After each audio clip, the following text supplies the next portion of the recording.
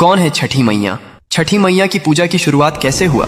जब सृष्टि की शुरुआत हुई तब ब्रह्मा जी ने अपने कमंडल से जल उंडेला और सृष्टि का निर्माण प्रारंभ किया, लेकिन सृष्टि अधूरी थी। पुरुषों के बिना स्त्री शक्ति का अभाव था। ब्रह्मा जी ने स्वयं को दो भागों में विभाजित कर लिया, एक पुरुष भाग जो सृष्टि का आधार बना और दूसरा स्त्री भाग जो प्रकृति देवी के रूप में प्रकट हुई। यह प्रकृति देवी ही सृष्टि की अधिष्ठात्री थीं, जिन्होंने स्वयं को 6 भागों में विभाजित कर लिया। इन 6 भागों को षड्मातृकाएं कहा जाता है, लेकिन छठी मैया का स्वरूप इनसे अलग और विशेष था। वे ब्रह्मा जी के मन से उत्पन्न हुई। मार्कंडेय पुराण में स्पष्ट उल्लेख है कि सृष्टि के छठे दिवस पर ब्रह्मा जी ने उन्हें जन्म दिया ताकि वे संतान की रक्षा का दायित्व संभालें। ब्रह्मा जी के मन से उत्पन्न हुई, इसलिए मानस पुत्री कहलाती हैं। ब्रह्म वैवर्त पुराण में बताया गया है, जहाँ छठी मैया को सूर्य देव की बहन बताया गया है। सूर्य देव ने अपनी बहनों की रक्षा के लिए छठी मैया को विशेष शक्ति प्रदान की। कथा के अनुसार जब सूर्य देव अपने रथ पर सवार होकर आकाश में विचरण कर रहे थे तो राक्षसों ने देवलोक के बच्चों को नुकसान पहुंचाना शुरू कर दिया। सूर्य देव ने अपनी छोटी बहन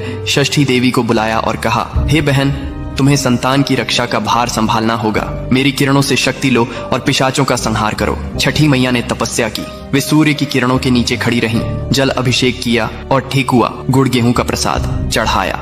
उनकी तपस्या से प्रसन्न होकर सूर्य देव ने उन्हें अमृता और रक्षा शक्ति का वरदान दिया। पिशाचों को हराकर बच्चों को बचाया। इस कथा से छठ पूजा में सूर्य और छठी मैया की संयुक्त पूजा की परंपरा चली। पुराणों में कहा गया है कि छठी मैया बिल्ली के रूप में भी प्रकट होती है, क्योंकि बिल्ली माँ की तरह बच्चों की रक्षा करती है, रात में जागती रहती है और खतरे से पिशाचों को हराकर बच्चों को बचाती है। इसीलिए उन्हें छठी मैया कहते हैं, जो छठे दिन जन्मी और छठे दिन पूजी जाती है। कमेंट में लिखो, जय छठी।